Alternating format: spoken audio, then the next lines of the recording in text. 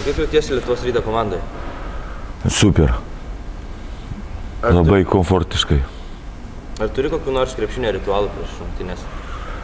Jo, pasimeldžiu visą laiką. Ar laimėsite šį sezoną Lietuvos krepšinio lygos čempionų žiedus? Nu, pasistengsim, norėtųsi. Dėl to mes visi susirinkom čia, kad laimėtų. Ar mėgsti cepelinus? Labai. Ypač, kada mama pagamina.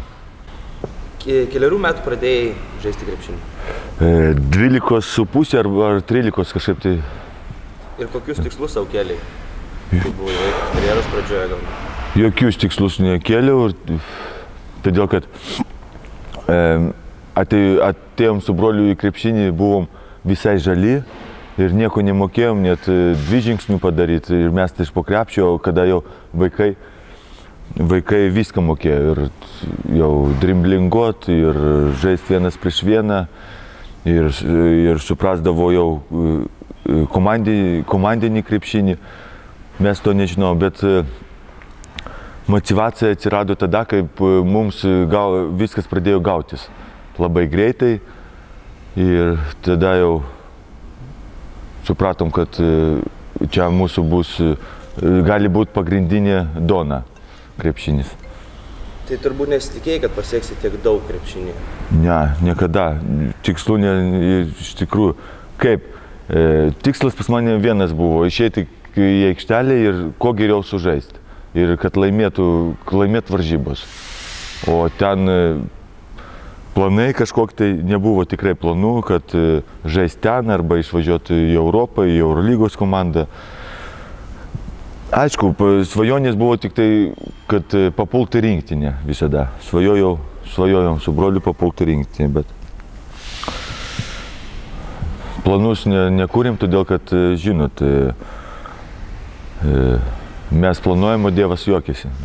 Mėgsti juokauti, pokštauti. Gal turi kokį nors mėgstamiausią anekdotą, kurį gali papasakoti? Oi, ne, aš ne. Pokštauti aš mėgstu, improvizuoti kažką iš situacijos, bet anekdotų iš tikrųjų aš neturiu talentą pasakoti anekdotų. Anekdotų yra žmonės, kurie gali nejuokingą anekdotą papasakoti juokingai, bet aš iš tikrųjų neturiu talento pasakoti anekdotus. Ar pasiilgai brolio? Labai. Bet dabar moderni ta technika, galima per Skype'ą susiskambinti, pažiūrėti, pajuokauti ir pakalbėti. Bet šiaip smagu, kada vienoj komandoj kartu. Tai galbūt tikėsi brolį išvysti kitą sezoną Lietuvos Ryte? Nu, aišku norėtųsi, bet aš ne tik tai nuo brolių arba nuo klubo priklauso, čia, žinot, daug niuansų. Ką pirkai už paskutinius litus? Toj pasakysiu, 100 litus.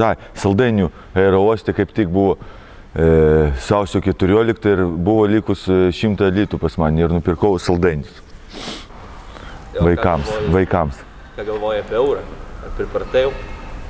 Taip, man euros nebuvo svetimas, todėl kad aš daug metų Italijoje pragyvenau, Ispanijoje ir man buvo jisai kaip savas pinigas. Jeigu kada nors taptum Lietuvos prezidentu, ką pirmiausia nuveiktum?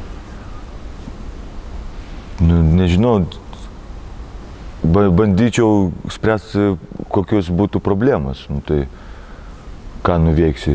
Reikia spręsti problemas, kad žmonėms geriau gyventųsi, kad žiūrėčiau, kas būtų tuo momentu, kokios problemos.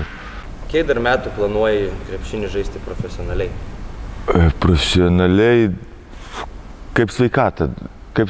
Taip aš jaučiu, kad 2 metus tai tikrai dar, jeigu traumų aišku nebus. Čia, žinot, sporte čia traumas pagrindinis dalykas. Šiandien tu gali geroj formai būti, gerai jaustis, o rytoj kokią rimtą traumą ir tavo karjerą kabės į ore. O ką norėtum veikti baigus karjerą? Ar turi kokių minčių? Net nežinau, aišku, ir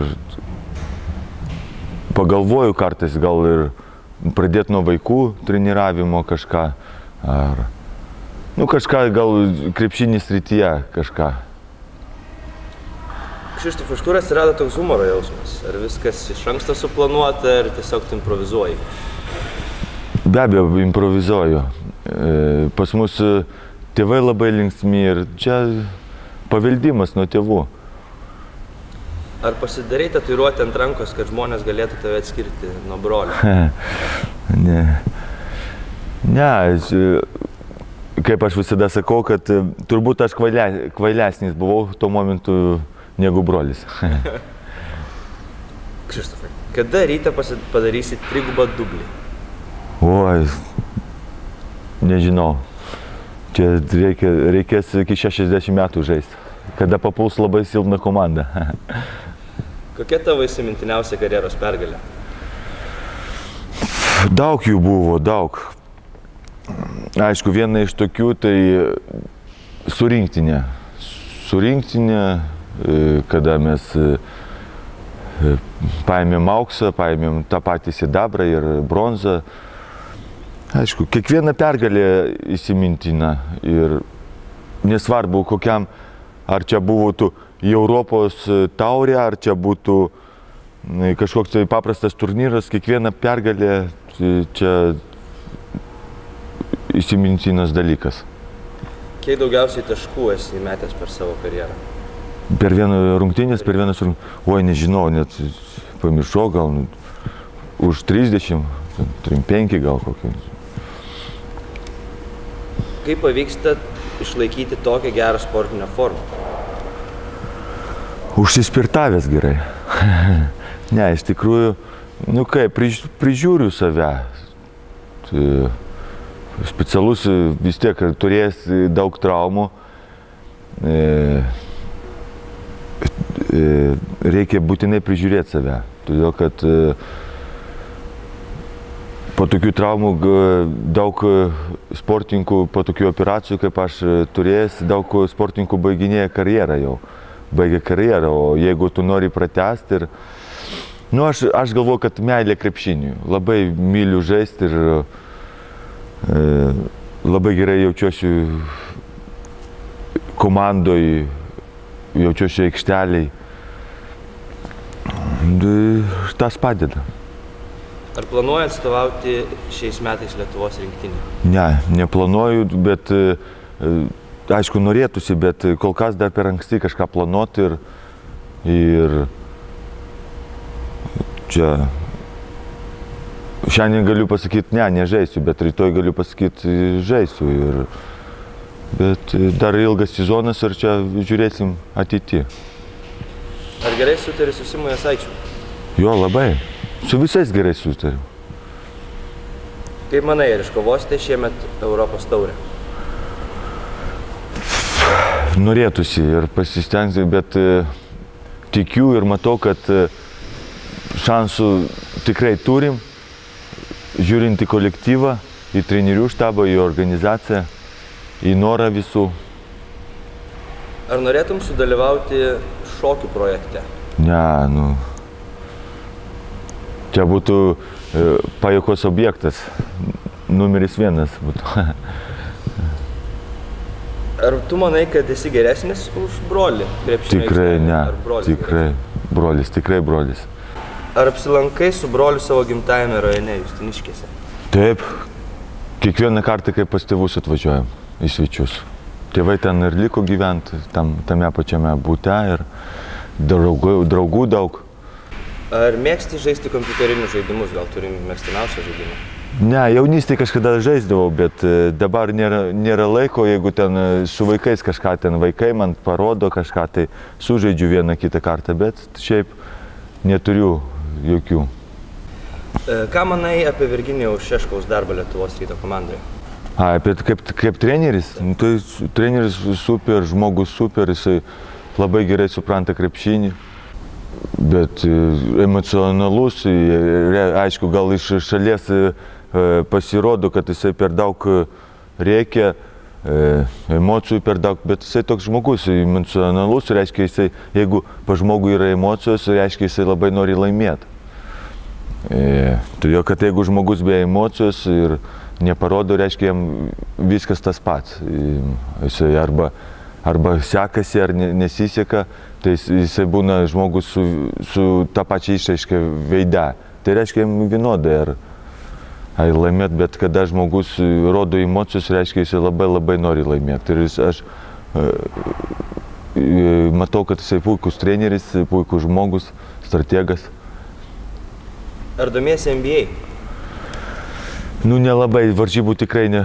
Paskaitau naujienos, bet taip, varžybų tikrai nekeliosiu naktį žiūrėti. O gal turi favoritą komandą ir kaip manai, kas gali laimėti? Nu, dabar sergu, aišku, sergu už Houstoną ir Toronto, todėl kad žaidžia lietuviai ir norėtųsi, kad jie susitiktų finale. Ir, aišku, čia gal mažai šansų, bet ypač džiugu už Donatą ir už Joną, kad jie labai rodo kokybišką ir gerą krepšinį. Kaip vaikystėje tave pravardžiuodavo draugai, klasiokai, brolis? Oi, kaip tik tai nevadindavo. Ir Ilgas, ir Žirafas, ir broliai. Visaip jau, visų neatsimenu net. Gal daugiausiai tų pravardžių turėjom savo klasėje arba mokykloje ten. Koks tavo batų dydis? 50. Ar užaugęs tavo sūnus bus krepšininkas ar modelis? Nesvarbu. Svarbiausia, kad žmogus būtų, ten krepšininkas ar modelis ar futbolininkas. Tai visus laukiam rytojus rungtynėse prieš Seviliją, Ispaniją. Tikiuosi jums patiks, jeigu ateisit žiūrėti gyvai. Lauksim labai jūsų palaikymo, labai reikalingas palaikymas. Ačiū. Oi, dar vos nepamiršau. Balsuokit už mūsų šokėjus Lietuvos Ryto komandos konkursai, Eurolygos konkursą. Vos nepamiršau, va.